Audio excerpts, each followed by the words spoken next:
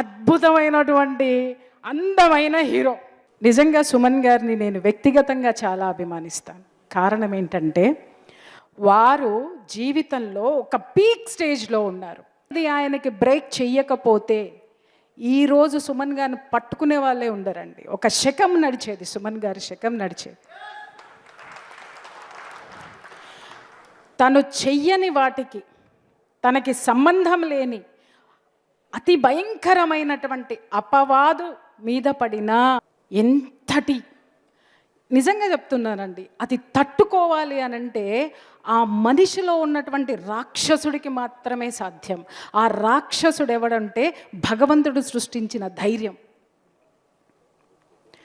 అంత గొప్ప ఆయన జీవితంలో ఆయన అంత అపవాదుని మీద వేసుకున్న జీవితంలో ఎక్కడా చెల్లించాల.